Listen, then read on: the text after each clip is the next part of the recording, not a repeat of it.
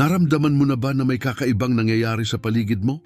Na parang may hindi nakikitang puwersa na gumagalaw sa likod ng mga pangyayari, binabago ang lahat sa iyong buhay nang hindi mo lubos na nauunawaan. Marahil may mga taong biglang lumayo, may mga plano na hindi natuloy, at pati ang oras ay tila naging kakaiba, minsan mabilis, minsan mabagal. Kung pamilyar ito sa iyo, maaaring hindi ito basta-basta pagkakataon. Maaaring ito ay tanda na may espiritual na proseso na nagaganap sa iyong buhay. Manatili ka hanggang sa dulo dahil ngayong araw, ibabahagi ko sa iyo ang 5 makapangyarihang palatandaan na nagpapakita na inihahanda ka ng Diyos para sa isang bagong yugto ng iyong espiritual na paglalakbay. At ang huli sa mga ito, maaaring tuluyang baguhin ang iyong pananampalataya at ang paraan ng iyong pagtingin sa buhay. Bago tayo magpatuloy, hinihikayat kitang mag-subscribe sa channel na ito dahil dito pinag-uusapan natin ang buhay na pananampalataya, ang kapangyarihan ng salita ng Diyos, at ang mga palatandaang nagpapatunay na kumikilos siya sa ating buhay kahit hindi natin nakikita. At kung maramdaman mong ang mensaheng ito ay tumimo sa iyong puso, i-like ang video na ito upang mas marami pang kaluluwa ang maabot ng presensya ng Diyos. Ngayon, huminga ng malalim at buksan ang iyong puso, sapagkat maaaring ito mismo ang paraan ng Diyos para kausapin ka ngayon. Ang unang palatandaan ay tila simpleng bagay, ngunit ito ang isa sa mga pinakamisteryosong paraan ng Diyos, ang mga tinatawag na synchronicities o mga pagkakataon na hindi mo maipaliwanag. Napansin mo na ba ang mga numero na paulit-ulit lumalabas sa paligid mo? Mga oras tulad ng 11:11, 3:33, 4:44, o kaya naman, may taong dumating sa eksaktong sandali na kailangan mo ng tulong o may salitang narinig mo na tila tugon sa iyong panalangin. Hindi ito aksidente, ito ay layunin. Sa Kawikaan 3:6 sinasabi, magtiwala ka sa Panginoon ng buong puso mo at siya ang magtataguyod ng iyong mga landas. Kapag paulit-ulit mong nakikita ang mga palatandaang ito, tandaan, kumikilos ang Diyos sa katahimikan, ipinapaalala niya sa iyo, anak, kasama mo ako.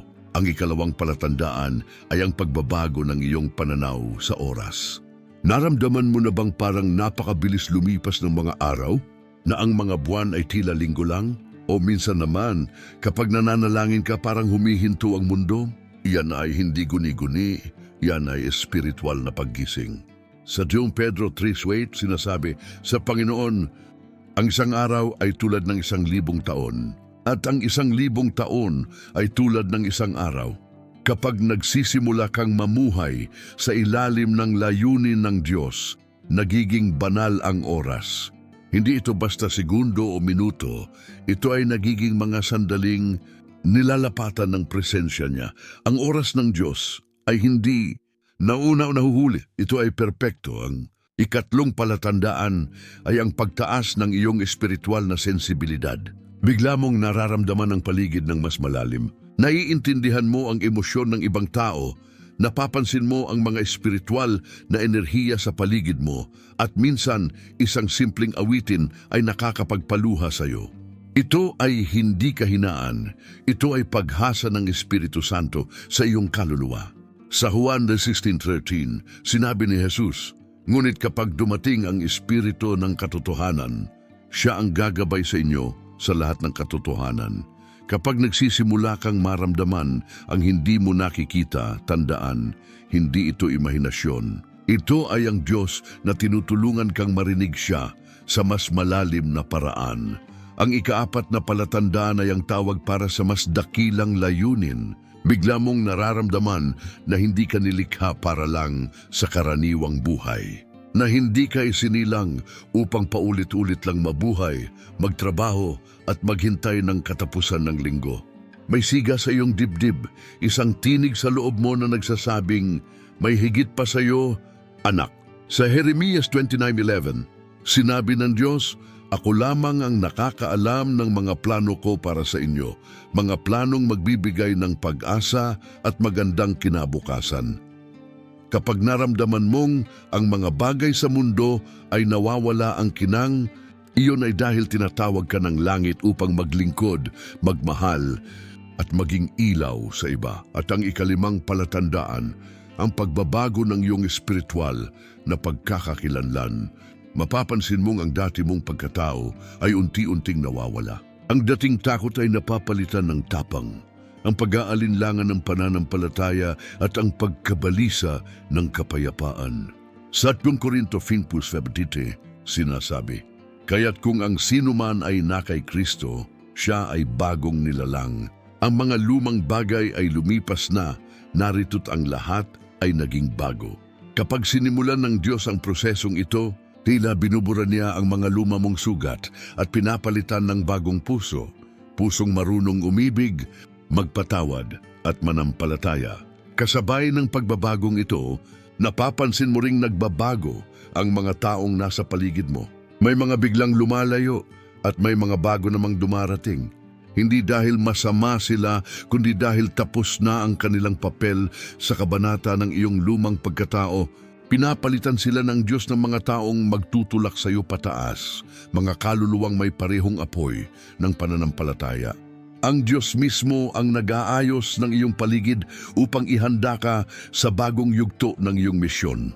Minsan mapapansin mong ang mga material na bagay ay nawawalan ng halaga. Ang mga bagay na dati mong inaalala, ngayon ay tila wala ng bigat. Ito ay tanda ng paghinog ng iyong espiritu. Sa Mateo 10:23, sinabi ni Jesus, "Unahin ninyo ang paghahanap ng kaharian ng Diyos at ang kanyang katuwiran, at ang lahat ng bagay ay idaragdag sa inyo." Kapag inuuna mo ang langit, nagiging magaan ang lupa. Ang puso mo ay natututong magpahinga sa presensya ng Diyos, hindi sa mga bagay ng mundo. At kapag dumating ka sa puntong iyon, mararanasan mo ang tunay na kapayapaan kahit hindi mo nauunawaan ang lahat. Ang kawalan ng sagot ay hindi na hadlang sapagkat alam mong ang Diyos ay may dahilan sa bawat katahimikan. Ang bawat luha, bawat pagsubok, bawat pagsasara ng pinto ay bahagi ng kanyang mas mataas na plano. Kapag tahimik siya, tandaan, doon siya pinakamalalim na kumikilos. Ngayon, huminto ka sandali at pagnilayan. Ilan sa mga palatandaang ito ang nararanasan mo ngayon? Mga kakaibang pagkakaton, pagbabago sa oras, mas matinding emosyon o marahil isang tawag na di mo maipaliwanag.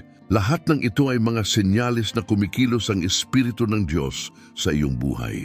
Hindi ito dapat katakutan, kundi yakapin, dahil ito ang simula ng iyong bagong paglalakbay patungo sa isang mas mataas na antas ng pananampalataya.